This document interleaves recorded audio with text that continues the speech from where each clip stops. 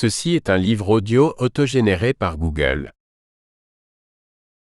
Les éditions Max Milo présentent Pôle emploi, la machine à asservir. De Jean-Pierre Raymond. À quoi sert Pôle emploi? À trouver du travail aux millions de chômeurs? Certainement pas. Malgré ses 55 000 salariés et son budget de 5 milliards d'euros, Pôle emploi se révèle incapable d'aider 90% des chômeurs à retrouver du travail. Pour 90% des demandeurs, ce service public est totalement inutile. Pourtant, les demandeurs d'emploi sont convoqués, fliqués, infantilisés, menacés. Ils perdent leur temps entre vaines rencontres, ultimatums, incohérences administratives, pseudo-formations et autres job dating. Pire, alors qu'ils sont des ayants droit, ils sont traités comme des assistés, des obligés qui doivent obéir aux diktats de Pôle emploi sous peine de perdre leurs indemnités.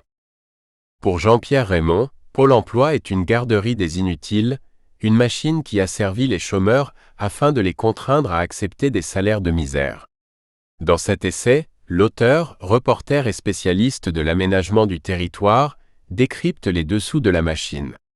Avec humour, il raconte ses 3 années de chômage et plus largement, le cauchemar vécu par les millions de chercheurs d'emploi en France. Journaliste, auteur d'une vingtaine d'ouvrages pour la jeunesse et de livres de voyage, Jean-Pierre Raymond publie chez Max Milo son premier essai. Des notes et illustrations sont disponibles sur les éditions e-book et brochets du livre. Paroles et encore des paroles. 1946 à 1958. Chacun a le devoir de travailler et le droit d'obtenir un emploi. Préambule des constitutions de la 4e et la 5e République. 1967. Si un jour on atteint les 500 000 chômeurs, ce sera la révolution. Georges Pompidou. 1976.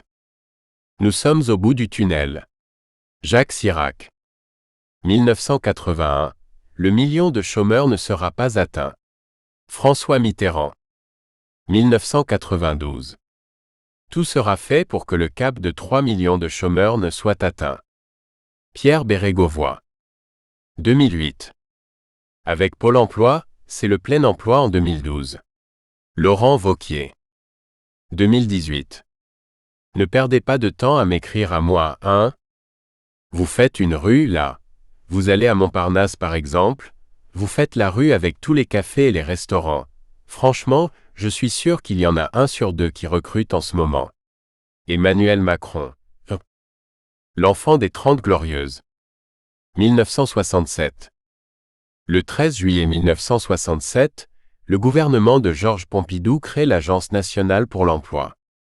Dirigée par un haut fonctionnaire, l'ANPE vient en complément de la CEDIC, organisme paritaire qui recouvre depuis 1958 les cotisations salariales et patronales et assure le paiement des indemnités chômage. La France compte alors 430 000 chômeurs, soit 2,1% de la population active, un niveau qui, pour nombre d'économistes, correspond au plein emploi. 1978. La NPE ne peut demeurer en l'état, celui d'un organisme englué dans les tâches bureaucratiques, submergé par le flux hétérogène des demandeurs d'emploi, ne disposant que de peu de prise sur le marché du travail, réduit à imaginer des subterfuges qui suscitent de la part des exécutants plus de scepticisme désabusé que d'application diligente. Rapport de Jean Farge au gouvernement. 2015. Pôle emploi est un mammouth qui se rêve gazelle. Hervé Chaperon, ancien directeur général adjoint de Pôle emploi. Les gardiens de l'inutile. Avec un fonctionnement de 5 milliards d'euros par an, tacle Hervé Chaperon, ancien directeur général adjoint de ce service public, Pôle emploi ne reclasse qu'environ 12% des demandeurs. Et encore, la moitié au moins se serait recasée tout seul. De fait, l'INSEE estime que 9% des demandeurs retrouveraient chaque année un emploi grâce à l'agence. Mais, souligne la Cour des comptes, Pôle emploi ne sait pas pourquoi les demandeurs sortent de ces listes, ce qui pose un problème de fiabilité. Alors, si Pôle emploi n'aide même pas 90% des chômeurs à renouer avec le travail, et ne sait guère comment il en retrouve aux autres, à quoi servent ces 55 000 salariés et innombrables sous-traitants? À cette amusante question, les réponses sont nombreuses. D'abord, 15 000 d'entre eux calculent et versent leurs indemnités aux chômeurs. Bien souvent, c'est l'unique raison pour laquelle les demandeurs d'emploi acceptent de se plier aux ordres de mon ami. Mais les autres, cette écrasante majorité qui fait tourner la machine, achète des locaux, contrôle sa gestion, communique sur sa politique papier, gère son personnel, amalgame des offres d'emploi avariées, conçoit des programmes informatiques aussi binaires qu'exaspérants, nous contraint d'y répondre, nous fiche, nous convoque, nous traque et menace de nous radier si nous refusons de nous soumettre à sa toute-puissance. En quoi nous sont-ils utiles? Là, franchement, on peine à le comprendre. Pour 90% d'entre nous, ils ne servent à rien, ou presque. Si ce n'est à nous asservir, à nous mettre sous la dépendance de cette machine à broyer pour que nous finissions par accepter les lois du marché, autrement dit, le moins-disant social pour les plus démunis. Et pour cela, tout est bon. Alors que nous étions des citoyens, ils nous transforment dès que nous sommes au chômage en bétail docile, en marchandises entrant dans des statistiques. Et bien sûr, nous sommes obligés d'obéir à leurs diktats sous peine de perdre nos indemnités. Ces fameuses indemnités ne tombent pourtant pas du ciel. Elles proviennent bien des cotisations encaissées grâce à notre travail. Pourtant, alors que nous sommes des ayants droit, Pôle emploi nous traite comme des coupables qu'il faut mettre au pas, réprimander et intimider.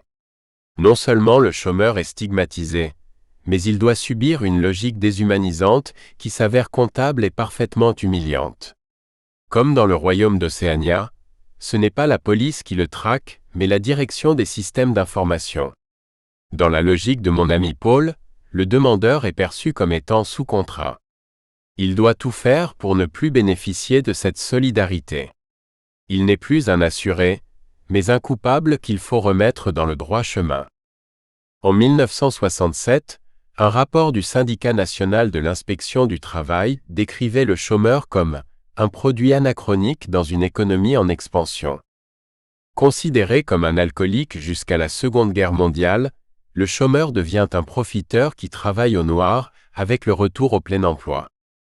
Après le choc pétrolier de 1973, le nombre de chômeurs est multiplié par 10. Longtemps méconnue, l'ANPE devient familière à tous les Français avec le début de cette crise dont nul ne prévoyait l'ampleur. Pourtant, la personne même du chômeur reste marquée du sceau de la réprobation. Son image est associée à l'oisiveté, à la marginalité, aux cas sociaux, écrit en 1991 l'historienne Martine Muller, dans Le Pointage ou le Placement. Histoire de l'ANPE. Dès la création des premiers bureaux de placement, affirme Jean-Marie Pillon, il y a eu une volonté de moraliser les chômeurs. Aujourd'hui encore, il y a cette crainte du passager clandestin, ce soupçon qu'une personne qui bénéficie de la solidarité serait un oisif. Car une chose ne change pas, c'est l'idée que les chômeurs sont responsables de leur sort, ce qui est bien sûr démenti par l'explosion du chômage après chaque crise économique, comme en 2009. En septembre 2020, alors que la crise du Covid frappe durement la France, touchant tout particulièrement les travailleurs précaires, une étude réalisée par l'Institut ELAB et l'UNEDIC indique que 38% des personnes interrogées considèrent que les inscrits à Pôle emploi sont des assistés, soit 5 points de plus par rapport aux réponses recueillies peu avant le confinement. 35% pensent que la plupart des chômeurs fraudent et 56% estiment que les individus sans emploi ont des difficultés à trouver du travail car ils ne font pas assez de concessions lors de leur recherche d'emploi. Comme le chômeur est coupable, il doit en baver, décrypte Martine Muller. Le pointage est avant tout conçu comme un contrôle dont le caractère vexatoire, voire punitif, est très net.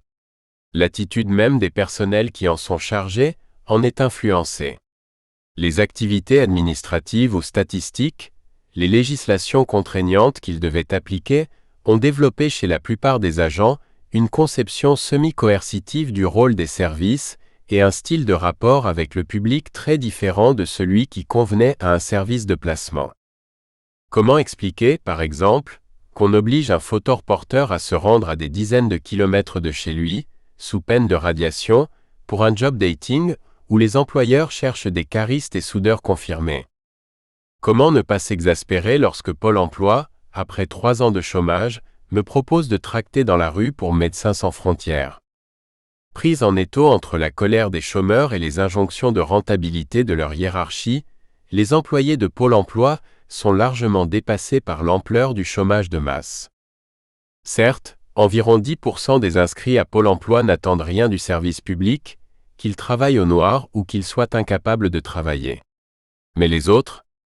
L'écrasante majorité des chômeurs cherchent désespérément du travail et, au lieu d'être aidés, ils sont convoqués, menacés, perdant leur temps dans de vaines rencontres, convocations, ultimatums, incohérences administratives, pseudo-formations et autres job dating, alors même que Pôle emploi ne leur trouvera jamais de travail. Nous ne sommes pas tournés vers la productivité à tout prix, mais vers la recherche de la qualité du service. Cette affirmation de Jean Basser, directeur général de Pôle emploi depuis 2011, fait doucement rire. Contraints par le manque d'effectifs et la politique du chiffre, les conseillers essayent de concilier leur sens du service public avec le rendement exigé par leur hiérarchie. Incapables de retrouver un emploi à des salariés qui connaissent souvent mieux le marché du travail qu'eux, ils s'avèrent tout aussi incapables d'assurer un suivi décent des demandeurs les plus en difficulté. Est-ce en rencontrant 4 fois par an un chômeur qui ne sait ni lire, ni écrire, qu'ils vont le sortir de sa misère? Est-ce en embauchant 5000 volontaires du service civique et en leur demandant d'animer des ateliers, ce qui est parfaitement illégal comme l'a montré Cash Investigation, que Pôle emploi va aider un chômeur à s'en sortir? Bien sûr que non. Obligés de suivre des centaines de demandeurs, la plupart des conseillers n'en connaissent aucun. Depuis quelques années, Pôle emploi réalise pourtant des enquêtes de satisfaction. Alors, il demande aux chômeurs: êtes-vous satisfait du travail de votre conseiller? Mais ce grand hypocrite ne demande jamais: êtes-vous satisfait de Pôle emploi? En agissant ainsi, ces dirigeants préfèrent rejeter leur échec sur les conseillers, évitant ainsi de s'interroger sur leur garderie des inutiles. Alors nous faisons semblant, ils font semblant, et tout le monde semble s'en satisfaire. Comme le dit Gaby Bonan, ancien membre du conseil d'administration de Pôle emploi, pour le placement, Le Bon Coin fait mieux, et les chômeurs le savent. De son côté, Jean-Marie Pillon avance une explication plus politique. Pour que la compétence de ces salariés soit utile aux chômeurs, il faudrait arrêter le quantitatif pour passer au qualitatif, ce qui nécessite du temps. Tout le monde rigole de son inefficacité, de la présumée fainéantise de ses salariés. Comme cela, personne ne songe à pointer le rôle du politique. Tant que les façons de penser l'économie n'évolueront pas, on modifiera peu son influence sur le volume d'emploi. L'arnaque, c'est de penser que les chômeurs sont responsables de leur sort et que l'économie n'a rien à y voir. Critiquer Pôle emploi, c'est éviter de pointer les coupables, l'économie et le politique. Politiquement, il vaut en effet mieux que le chômage de masse soit dû aux individus, plutôt qu'au manque d'emploi et d'incitation financière. C'est pourquoi les employeurs préfèrent voir les chômeurs comme des assistés, qui profitent du système, plutôt que comme des ayants droit qui bénéficient de leurs allocations, fruits de leurs cotisations. Si 300 000 à 400 000 postes sont à pourvoir, le nombre de chômeurs, lui, est de plusieurs millions. Mon ami Paul n'a pas de baguette magique. Il ne crée pas d'emplois, si ce n'est ceux de ses chers conseillers. Si Pôle emploi n'a pas créé le chômage, il s'avère incapable de le résoudre. Il sert d'abord et avant tout à occuper le chômeur, à dévier et canaliser la colère sociale. Comme l'affirme l'un de ses cadres haut placés, c'est bien pratique d'avoir un Pôle emploi pour déverser sa hargne.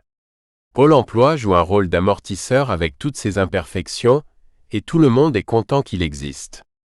Pôle n'est que le réceptacle de nos échecs, de notre incapacité collective à rendre attractifs tous ces emplois non pourvus dont nous avons besoin. Ces indemnités, pour ceux qui ont la chance d'en toucher, sont comme une injection de morphine douce. Elles se prolongent jusqu'au jour où brutalement, la perfusion s'arrête. Après 2-3 ans de chômage, ceux qui peuvent encore travailler sont prêts à accepter des rémunérations très inférieures à ce qu'ils gagnaient, juste pour ne pas couler définitivement. À force d'être dévalués, oubliés, écartés de l'emploi, fatalement l'heure arrive où ils doivent accepter les conditions des tenants du marché. Gagner moins pour travailler plus. Plutôt que d'augmenter massivement les salaires pour recruter des cuisiniers, auxiliaires de vie ou infirmiers, la pression sociale et économique se tourne donc vers les chômeurs. C'est dans cet état d'esprit qu'Emmanuel Macron, élu sur le thème de la bienveillance, fait adopter en 2019 une énième réforme de l'assurance chômage. Censée s'appliquer en avril 2020, cette réforme concerne 1 million de demandeurs d'emploi qui verront leurs indemnités baisser, notamment les plus jeunes qui enchaînent les contrats précaires. Alors que Pôle emploi recrutait déjà des vigiles en janvier 2020, cette réforme n'a cessé d'être repoussée en raison des effets de la crise sanitaire. Si certains ont pu croire qu'elle était abandonnée, le gouvernement est revenu à la charge dès le printemps 2021. Malgré l'opposition des syndicats, de certains initiateurs de la réforme et du Conseil d'État, le gouvernement persiste dans sa volonté de modifier les règles de l'assurance chômage. Dans son avis de juin 2021, le Conseil d'État en conteste pourtant le calendrier. De nombreuses incertitudes subsistent quant à l'évolution de la crise sanitaire et ses conséquences économiques sur la situation de celle des entreprises qui recourent largement aux contrats courts pour répondre à des besoins temporaires. Or, ces nouvelles règles de calcul des allocations chômage pénaliseront de manière significative les salariés de ces secteurs qui subissent plus qu'ils ne choisissent l'alternance entre période de travail et période d'inactivité. Estimant qu'il y avait là une erreur manifeste d'appréciation, l'institution a donc suspendu son application. Mais ce n'est que partie remise. Car, curieusement, le gouvernement qui a déjà différé et modifié ce texte à de nombreuses reprises tient absolument à le faire aboutir. Si la justification économique est de moins en moins audible, il y a là une réelle volonté d'affichage politique à la veille de la présidentielle. Pour le patron du MEDEF, Geoffrey Roux de Bézieux, le pouvoir veut montrer qu'il continue à réformer vis-à-vis de Bruxelles. Pour Frédéric Dabi, directeur adjoint de l'IFOP, dans le récit du quinquennat, cette réforme lui permet de montrer que malgré la crise, il continue à réformer, ce qui a été un puissant levier de séduction pour des sympathisants LRLREM. C'est un moyen de solidifier cette base du centre droit. Finalement, peu importe que près d'1 million d'ayants droit perdent une partie de leurs indemnités. L'important, c'est de montrer qu'on agit contre le chômage en pointant une nouvelle fois la responsabilité de ces éternels assistés. Comme le dit Crum Denis Gravouille de la CGT, c'est un signal envoyé à ceux qui pensent qu'il faut remettre ces fainéants au boulot. Depuis 2020, mon ami Paul teste ainsi un nouveau joujou, un carnet numérique que le demandeur devra remplir tous les mois. Comme à l'école, il sera surveillé, noté, réprimandé, infantilisé. Mais à qui en vouloir? Aujourd'hui, les textes permettent déjà de traquer, de fliquer le chômeur dans sa vie de tous les jours et dans ses recherches d'emploi. Demain, ces outils de traçage pourraient se muer en outils de contrôle. Le pouvoir politique n'a pas encore osé, et les conseillers y font toujours barrage. Mais demain? Que se passera-t-il si une nouvelle crise économique sévit, si l'humeur du pays change? Comme le rappelle Jean-Marie Pillon. Aujourd'hui, la disciplinarisation reste au niveau des menaces. Les documents envoyés sont insultants, mais ils suivent la législation. Il n'y a pas encore de radiation massive, car l'éthique des conseillers s'y refuse, mais cela pourrait arriver. Pôle emploi pourrait effrayer les chômeurs et les menacer de leur faire perdre leurs allocations pour les obliger à accepter tout type d'emploi. Malgré des dizaines de rapports qui pointent ses dysfonctionnements et son incapacité à remplir ses missions, mon ami Paul continue comme si de rien n'était, et aucun président ne s'est attaqué à une refonte radicale de ses missions. Plutôt que de réformer Pôle emploi, Emmanuel Macron a préféré confier à Jean Bassère, son directeur général depuis 2011, la direction de la mission de préfiguration de l'Institut national du service public et de la délégation interministérielle à l'encadrement supérieur de l'État. Autrement dit, remplacer l'ENA par un nouveau bidule chargé de former les cadres dirigeants de l'État. Pourtant, peu de services publics fonctionnent aussi mal que Pôle emploi. Si sa devise prétend qu'il veut Faire plus pour ceux qui en ont le plus besoin. Il s'agit là d'un slogan creux. Non seulement il ne peut rien faire pour 90% des demandeurs d'emploi, mais en plus, il s'avère incapable d'aider la plupart des 10% qui en ont vraiment besoin. Alors, il serait temps qu'il change de philosophie et qu'il cesse ces impolitesses qui sont autant d'insultes pour les citoyens que nous sommes. Tant qu'on n'aura pas profondément redessiné les missions de Pôle emploi pour les orienter vers ceux qui en ont vraiment besoin, cette garderie des inutiles demeurera inefficace, coûteuse et parfaitement humiliante pour ceux qui y sont confrontés. Mais au-delà de l'emploi, ce chômage de masse persistant et généralisé présente bien d'autres conséquences désastreuses pour les finances et la santé publique. La santé des chômeurs est un véritable trou noir de la connaissance scientifique et médicale, déplorait en 2015 le psychiatre Michel Debout, dans Le traumatisme du chômage. La santé des chômeurs semble n'intéresser personne, ni les professionnels de santé, ni les chercheurs, ni surtout les pouvoirs publics, toutes sensibilités confondues. À juste titre, le psychiatre s'interroge. Pourquoi la médecine du travail s'arrête-t-elle au moment où on est fragilisé ? De fait, si un travailleur doit faire un bilan auprès de la médecine du travail lorsqu'il est embauché, il est lâché en pleine nature après son licenciement. C'est pourtant à partir de ce moment-là qu'il entre dans une zone de grande turbulence. En effet, le chômage accentue l'augmentation des violences au sein de la famille et amplifie l'éclatement des cellules familiales. Le CESE, Conseil économique, social et environnemental, cite une étude de 2004 selon laquelle le chômage des parents diminuerait de 12 points la probabilité d'obtention du baccalauréat par les enfants. Mais surtout, le chômage nuit gravement à la santé. En 2016, l'INSERM a publié une étude réalisée à partir de 6000 volontaires en bonne santé, âgés de 35 à 64 ans, répartis sur l'ensemble du territoire métropolitain français et suivis pendant 12 ans, 1995 à 2007. Selon cette étude, les chômeurs sont 2 fois plus nombreux que les salariés ayant un emploi stable à estimer que leur état de santé n'est pas satisfaisant. Les chômeurs et chômeuses se déclarent ainsi 2,32 et 1,71 fois plus fréquemment en mauvaise santé que les autres. Et plus la période de chômage augmente, plus ce pourcentage devient important. Ce ressenti est confirmé par les chiffres, qui démontrent que les chômeurs sont davantage malades et qu'il existe une surmortalité extrêmement importante associée au chômage. Pour Pierre Menton, chercheur à l'INSERM, le chômage est un problème de santé publique. Environ 14 000 décès par an sont liés au chômage. Il y a bien sûr une augmentation des suicides. Mais l'essentiel de la surmortalité est lié aux pathologies chroniques, en particulier les cancers et les maladies cardiovasculaires. Ce risque est ainsi presque 2 fois plus élevé pour les chômeurs. Leur taux de mortalité, toutes causes confondues, s'avère presque 3 fois plus élevé par rapport à des personnes de même âge et de même sexe qui occupent un emploi. Ce n'est pas l'inactivité qui est en cause, mais bien le chômage. En effet, cette augmentation des risques ne se retrouve pas chez les retraités ou les personnes volontairement inactives, comme les femmes s'occupant d'enfants en bas âge. Les personnes au chômage ont plus de chances de développer des maladies car leur comportement à risque augmente. En général, un chômeur boit plus, fume plus, a une activité physique réduite et se nourrit moins bien. Ensuite, une fois que ces pathologies sont déclarées, le chômeur peut avoir tendance à moins se soigner pour des raisons financières, mais aussi psychologiques.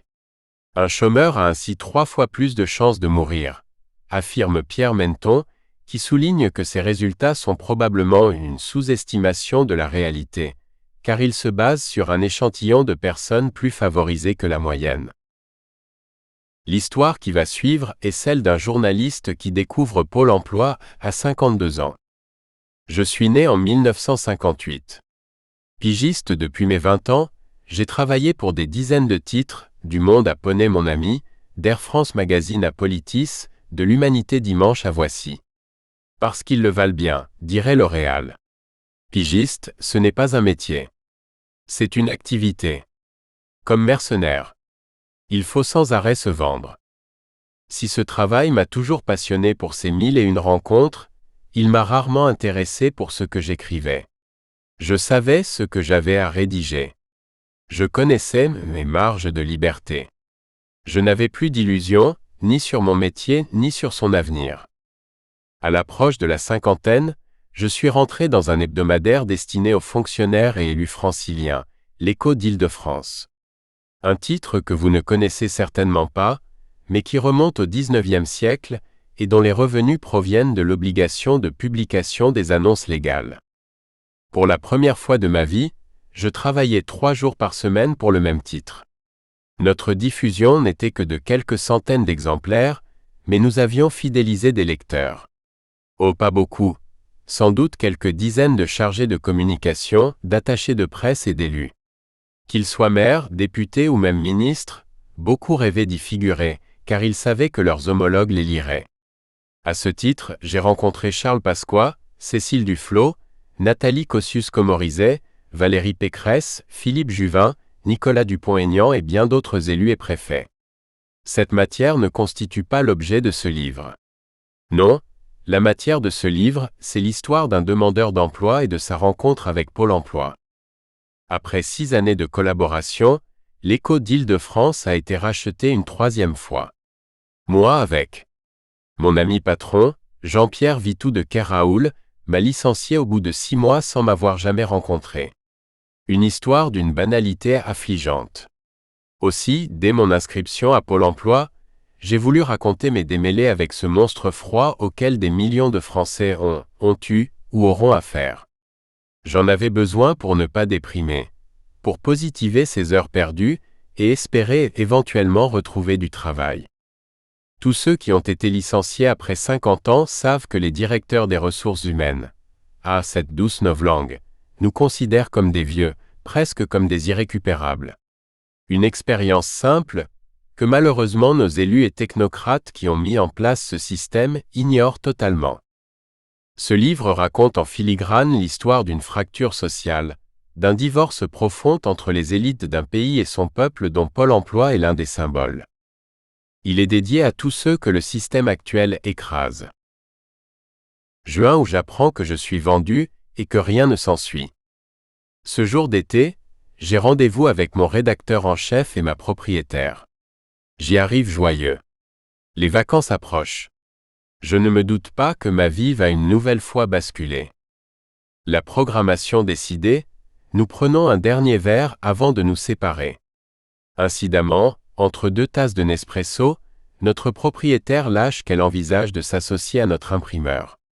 Un projet bénéfique pour tous, précise-t-elle, car cela permettrait enfin à l'Écho de se développer.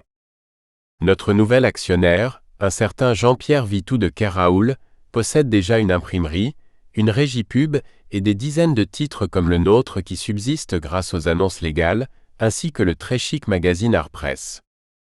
C'est une véritable chance, affirme-t-elle, car il a les plus grandes ambitions pour le titre. Nous avons tendance à la croire. L'Écho a du potentiel, et elle n'a pas les reins assez solides pour le développer sur le net. Seule possibilité pour nous d'acquérir davantage d'audience. De toute façon, affirme-t-elle pour nous rassurer, tout cela n'est qu'un projet. Nous avons encore tout l'été, avant d'envisager d'éventuels changements. Un pieux mensonge. Elle a déjà vendu le journal. Octobre, l'imam caché qui m'a racheté. Au retour des vacances, il ne s'agit plus d'une prise de participation, mais d'une vente pure et simple. Mon rédacteur en chef m'annonce qu'il quitte le journal et mon ancienne propriétaire a disparu. L'atmosphère a changé, mais mon nouveau propriétaire n'a pas le temps de s'occuper de moi. Cet homme, ô combien respectable, doit être débordé. Il est, paraît-il, au Liban. Faute d'interlocuteur, je continue comme si de rien n'était. Après tout, chaque semaine de plus est une semaine de gagner. Mais je suis bien trop vieux dans la profession. Nous espérons que vous avez apprécié cet aperçu. Pour continuer à écouter ce livre audio sur Google Play Livres, utilisez le lien dans la description de la vidéo.